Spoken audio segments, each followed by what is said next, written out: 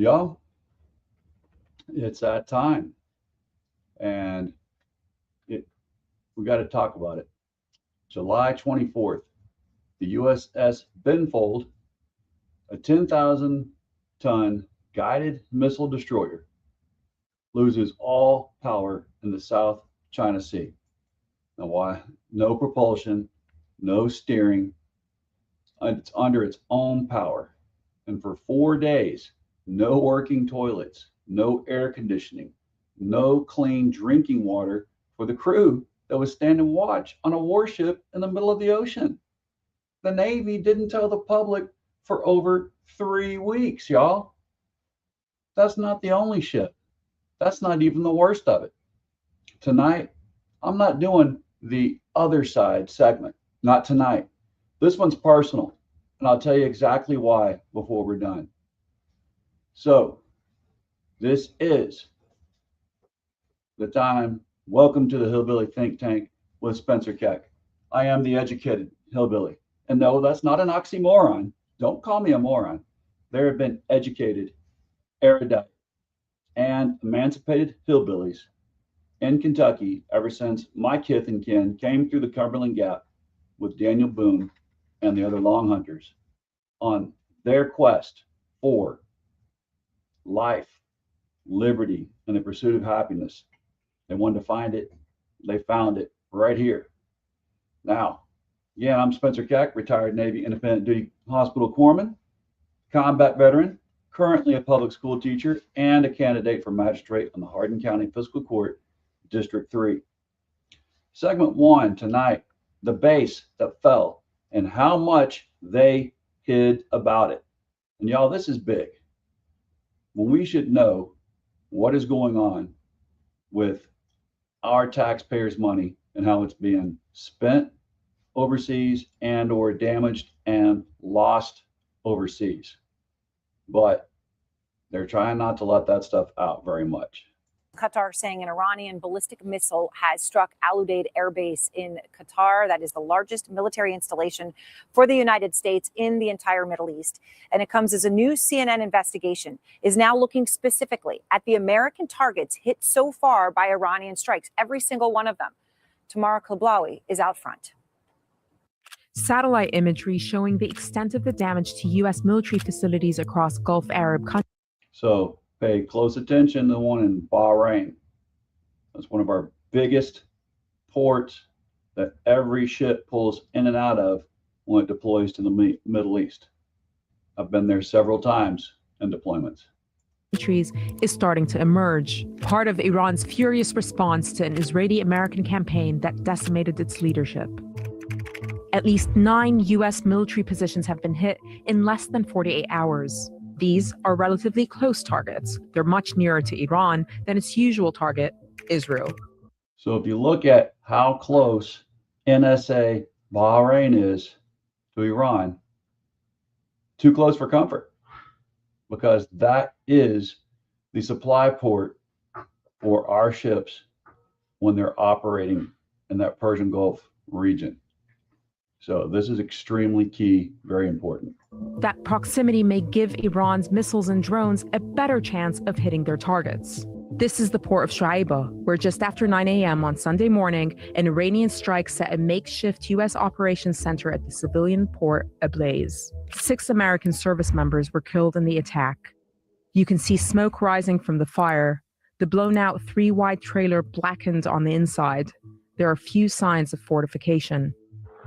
In another attack, a drone, this appears to be the Arash 2, crashes into U.S. positions in Camp Buring. So as we reported on here quite a few times, this is again just an example of piss poor planning, not being prepared for what was obvious to any good military planners. And so that is what we're here to talk about tonight. So here's what the New York Times traced out, and the Inquirer picked it up. The supply nightmares aboard that USS Abraham Lincoln, well, they didn't start with bad planning. It started with Iranian missiles and drones hitting naval support activity Bahrain. As I said, that's our only naval base in the entire Middle East, and the fleet main logistic hub for decades. Ever since I was involved in the first Gulf War, we went there multiple times. It's, again, decades. We're talking back 90s when I was in the first Gulf War. So a Wall Street Journal investigation from June, well, it found that that base wasn't hit once, it was struck repeatedly between late February and June. And if you recall, I reported on here about the sailors who were evacuated post haste and sent back to the United States from that base with nothing. They didn't even have toiletries. They had no time to grab all their essentials when they were quickly gotten out of there so it didn't become a slaughter field. So now satellite imagery and social media footage and also interviews with current and former service members, well, it all points to the same picture. The command headquarters damaged, at least a dozen other buildings were hit, 2 satellite communication terminals were knocked out. The Pentagon never publicly acknowledged how extensive that damage actually was. CENTCOM's response through spokesman Captain Tim Hawkins was basically, don't worry about the buildings. CENTCOM rightfully prioritized the protection of people over buildings, and our strategy of protecting people worked. Iran shot more than 8,000 missiles and drones, and only 2 hits resulted in U.S. fatalities. Now, that's supposed to be the good news. The journal counted at least 20 American sites across the region that took hits, not just Bahrain, but Kuwait too. With Bahrain wrecked and the Fujairah and the UAE just as exposed to Iranian missiles, the Pentagon had to reroute its main supply point 2,200 miles away to Diego Garcia, which is a British administered island in the middle of the Indian Ocean. But we've got naval ship stationed there, a submarine tender that I used to be on is stationed there permanently now. And the Navy is constantly pulling in and out of Diego Garcia. Air Force is active there. So that's likely why Iran fired 2 ballistic missiles at Diego Garcia back in March. They knew what had happened. We had moved our operations there. One missed. A Navy warship shot the other one down. Our own backup resupply island, y'all, became a target because our main hub in the region got blown up, and we were never told plainly why. And internal discussions now reportedly include scaling back personnel in Kuwait and Saudi Arabia, moving command infrastructure underground, leaving damaged buildings unrepaired. And y'all get this, evaluating Israel as a new basing location after it already hosted dozens of American aircraft during the war. Here's the piece that should bother every single one of you listening. In April, our own government moved to restrict public access to the commercial satellite imagery that would have shown this damage to us. Now, officials said it was to protect forces in the field. Maybe, but it also means the same imagery a journalist could have used to hold this administration accountable, well, it got locked down right as the questions started piling up for that administration. You can't have it both ways. You cannot tell sailors' families everything is fine while classifying away the evidence that would let anyone check to see if they're actually fine. Now, y'all, as someone who is a retired independent duty corpsman who's actually served on guided missile destroyers, DDGs, and fast frigates, I know what a broken supply chain and protecting people over buildings. Well, I know what it sounds like from someone who's actually myself deployed to one of these bases. You know, this sounds like they were unprepared. They did not war game this properly with people that really would have told them this was not a plan that was ready to set forth. And you know what I think? Those people that Hegseth kicked out, old Whiskey Pete kicked out the people that were not the yes men, that told him this plan was dearly, dearly flawed. And what do we get? What we got right now: obfuscation, smoke screens, lies, yeah, and American dead that could have been prevented. So segment 2, what prioritizing food, then hygiene, then mail actually looks like. Now, the Navy's own statement admitted it. Leadership prioritized mission critical supplies. First food, then hygiene items, then mail. Vice Admiral Douglas Verasimo said it was extremely bad for a little while. Well, here's what that meant for real sailors on the USS Abraham Lincoln, in their own words to CNN. Purchase limits at the ship's store because hygiene products ran out. Care packages arriving months late or never arriving at all. Overflowing toilets and sewage-soaked bathrooms. And intermittent hot water. The Lincoln has now gone more than 260 days without a single Liberty port, a modern record for an American aircraft carrier, because every port within reach was inside Iranian missile range.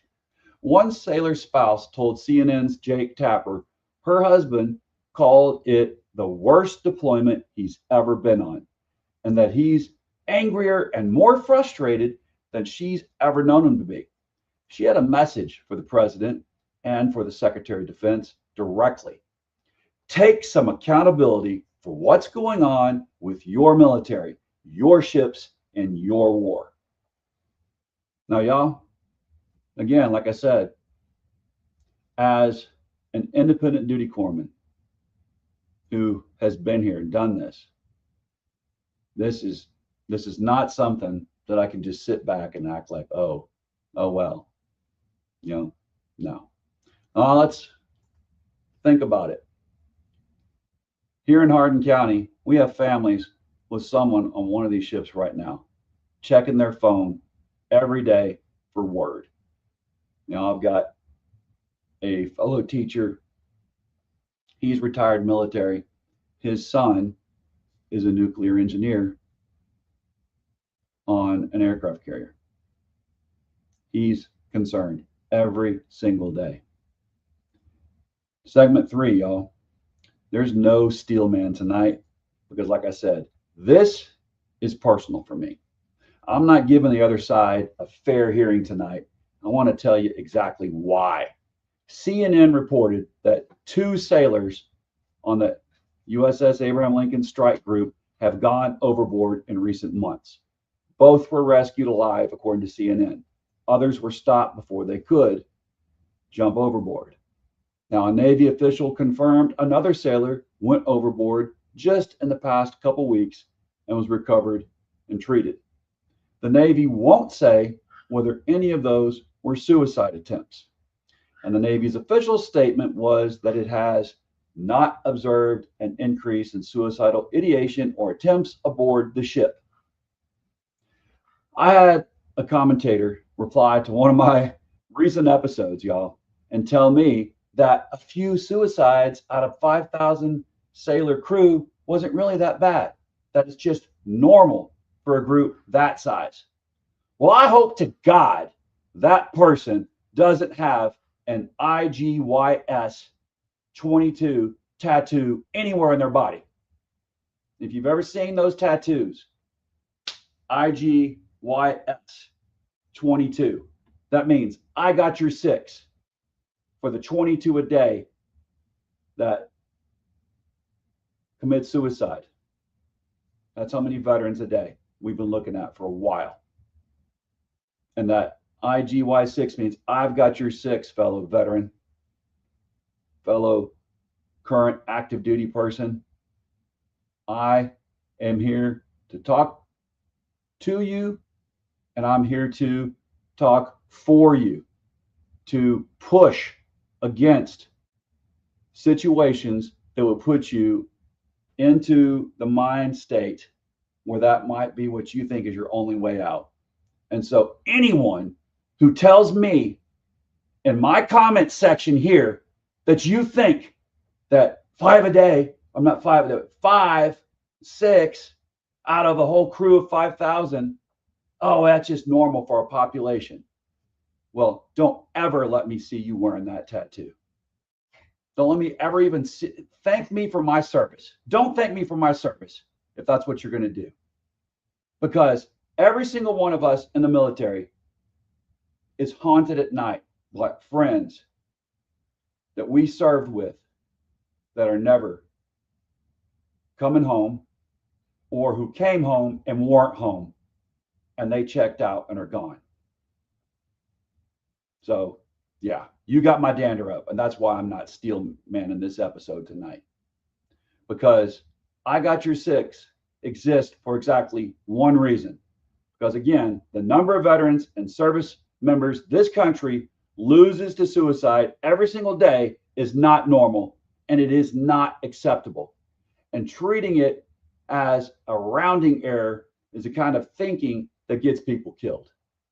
Every combat veteran listening to me right now, they know names, too many names, people we served with, who, again, like I said, made it home, but really didn't make it. And that's not a steel man conversation to have at all. There is no legitimate other side to, oh, it's okay, our sailors are drowning in overflowing sewage, running out of soap, and going over the side of the ship. So I'm not doing the steel man part tonight. There's no way you can argue with me that this is something that's okay and we can explain it away, because I have been on many, many, many naval vessels. I've been on vessels that had fires at sea, but I've never been on a destroyer that went without power for that many days, 4 days, just drifting afloat in a hostile zone, dead in the water, no air conditioning, no sewage working, it's backing up, no showers, nothing like that, for that many days. No, never. And it wasn't even shot, didn't hit a mine, nothing. I am not going to accept the fact that the female members on board the USS Boxer, the female Marines and the female sailors, that they don't have hygiene gear, because there was piss poor planning that allowed Bahrain to be blown useless, and now have to be many thousands of miles away over in Diego Garcia for supplies. This is unacceptable. Never in my career, from the first Gulf War all the way into the middle of our war in Afghanistan and Iraq, never did I see anything this ludicrous, this awful, and this piss poor planning. And I was pretty pissed about the way Iraq was handled. I was upset about the way Afghanistan was handled from the beginning, when we could have done more, and we decided instead to put Afghanistan on the back burner, where the actual people had come from that hurt our country. And we decided to go to do a little foray into Iraq based on a lie about yellow cake uranium. Yeah, all that still upsets me. But I thought that would be it. There'd be nothing anyone could do that would compare in that. But this is beyond the pale. And I thought that was. So, segment 4, the chain of command that's supposed to prevent this. Senator Richard Blumenthal sent Secretary Hegseth and the acting Navy Secretary a formal demand for answers. Water contamination, plumbing failures, deteriorating mental health, deck safety, lost mail, all of it. He asked point blank whether the Navy can even sustain this operational tempo going forward, and who signed off on every deployment extension. Senator Chuck Schumer called for Whiskey Pete Hegseth to be fired outright. When Pete Hegseth was nominated, everyone knew he was completely incompetent. Now our brave sailors are paying the price in a horrific and unfathomable way. That's what he said. Representative Jason Crow, 82nd Airborne Ranger Regiment, said plainly, 82nd Airborne, and he was Ranger qualified, said plainly that this president does not care about our service members or their families. That's coming from a veteran that is in Congress. And Whiskey Pete's response, he called the sailors' own accounts completely misrepresented. Back in April, when the first reports of food shortages surfaced, and I surfaced them here also, the Navy called them false outright, before later admitting in writing that they'd had to ration food, hygiene items, and mail. Asked how long we can keep the Hormuz blockage going, Whiskey Pete Hegseth told reporters, "We can hold it as long as we need to, indefinitely." Indefinitely. That's the word he chose, standing over a fleet that's already fraying at the seams. The president, when asked whether the Lincoln's deployment had gone on too long, said, "No, not nearly long enough." He admitted, almost in passing, that he'd used the military a little bit more than I wanted to, and in the same breath joked that he'd soon be declaring the Hormuz Strait a territory of the United States. That's the commander-in-chief and the Secretary of Defense. One's cracking jokes about seizing a foreign strait, while sailors bail their own toilets out, full of sewage in their toilets, and they got to bail them out themselves. The other calls indefinitely a plan. My final take. This is not the first ship either.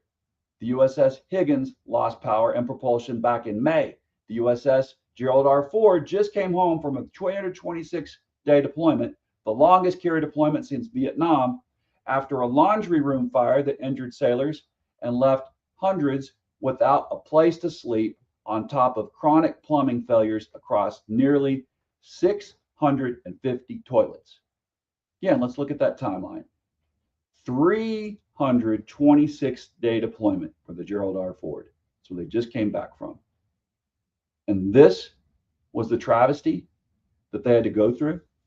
Plumbing failures across nearly 650 toilets for a crew of about 5,000 people and 650 toilets down. The median length of carrier deployments, y'all, has been climbing for years. And the Navy keeps blowing past its own 7-month target because we don't have enough carriers. We don't have enough maintenance windows. And we keep signing up for more wars than we have hulls to fight them. You cannot fight a war without supply lines. Every corpsman, every quartermaster, every logistic chief knows that in their bones. When the supply chain breaks, it's not spreadsheets that suffer, it's people. It's a 19-year-old on watch with no hot water. It's a spouse back home wondering if the silence means something's dead wrong. And when the people at the very top respond to that with jokes and denials, instead of accountability, that's not just bad leadership.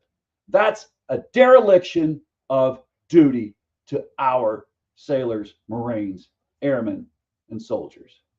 But right now we're talking about sailors and Marines. That's another thing that pisses me off. They keep saying soldiers on these ships. It's sailors and Marines. All right, before I go on, let's see. I see we got 3 comments here. All right.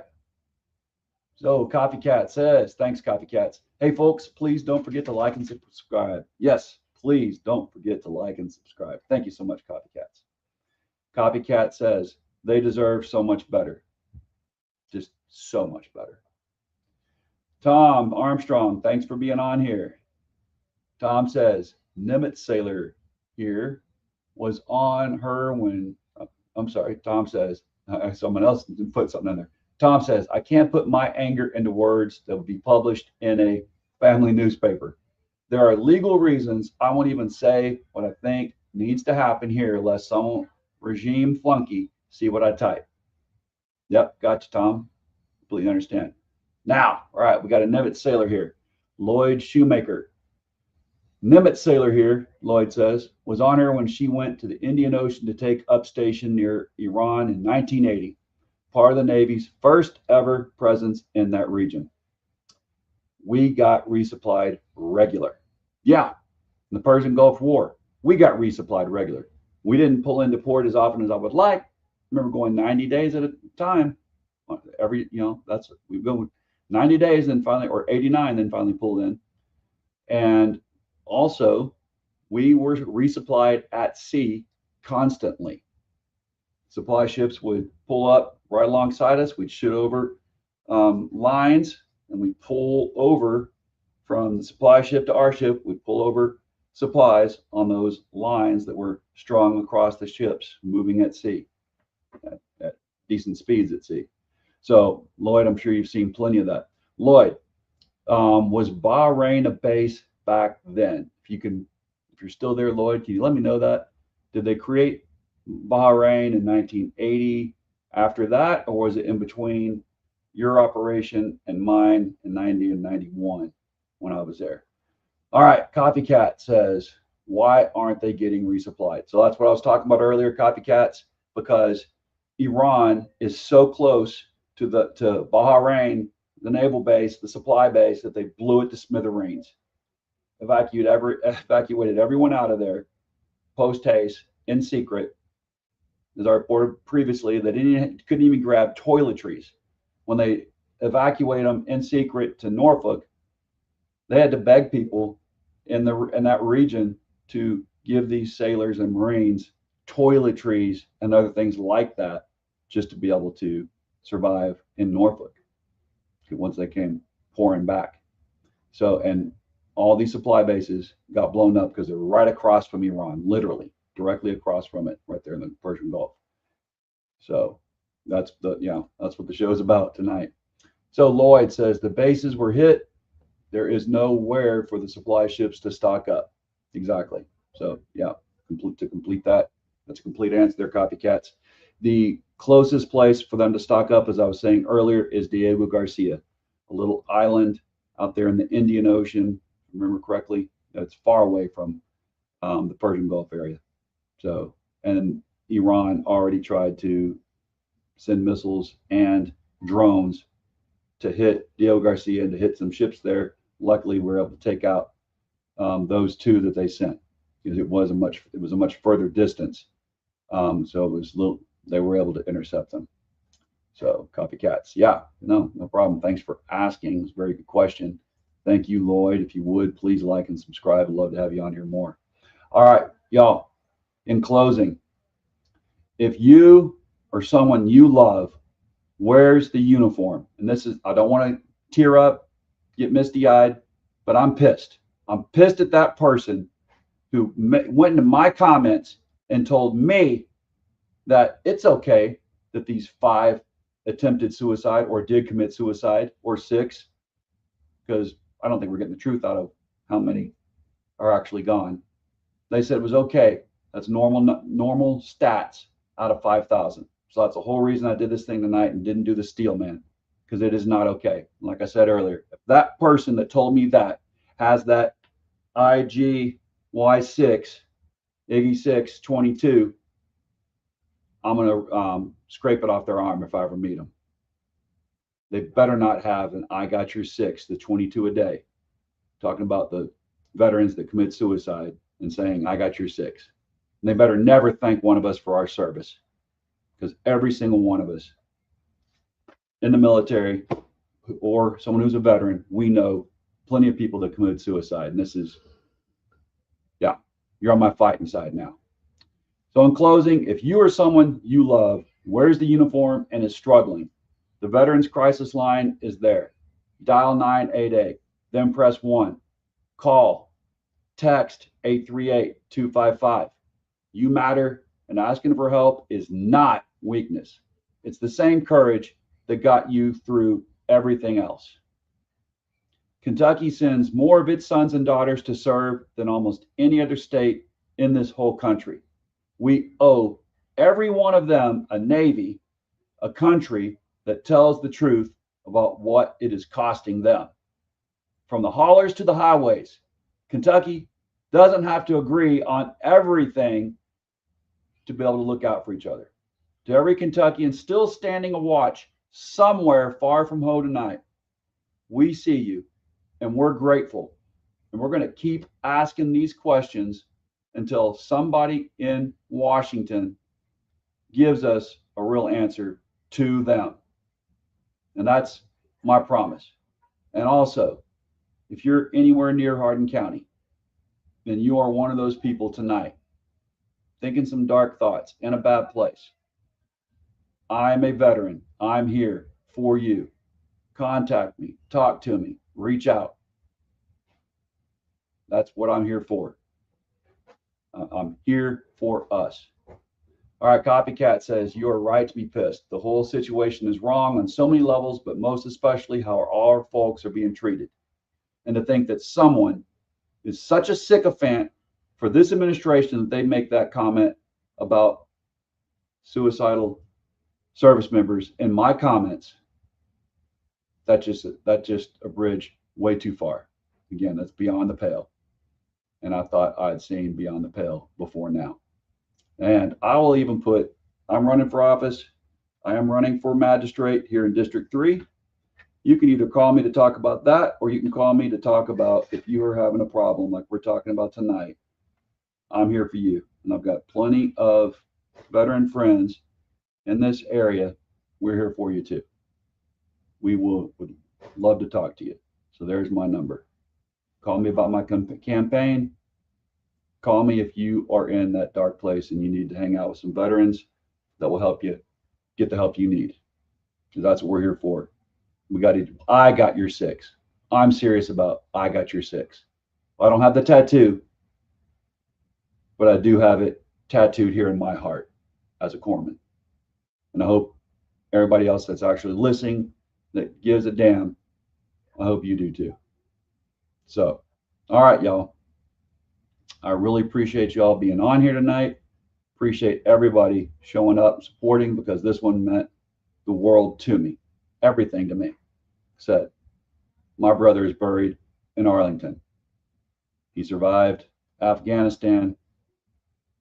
He came home, but was never fully home. And he's buried in Afghanistan less than 5 years after he survived, losing his leg and hand there in Afghanistan. So this has been the Hillbilly Think Tank. Y'all keep thinking deeply. Keep pushing back for real answers. I'm Spencer Keck. Doc out. Bless your corazon. This has been paid for by Spencer Keck. If you want more information, set my numbers here posted. And I also have a website you can go to, SpencerKeckMagistrate.com. Please log on, check out there, make some comments, help me out with my campaign. I'd love it. Love to, walk the streets with you, talk to you about what you need to see here in District 3. Yeah, bless y'all. Bless your corazon. Please care. Please remember those deployed. Please remember any veterans right now that are struggling. Don't just say thank you for your service and walk away. And don't ever tell me that it's okay that there's a few committing suicide. That's just normal. I don't ever want to see that in the comments again. Again, if that person has that "I got your six" tattoo, or if they like to say thank you for your service, yeah, I've got something for them to stick up their service area.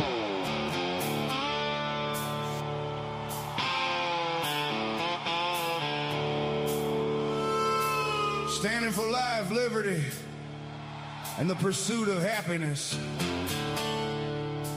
Built upon the shoulders of the Constitution, rule of law, and the animating principle that we are all created equal. I need to hear a hallelujah, though I'm not considered a believer by some. I still believe in the warmth of heaven come. I need the rapture I feel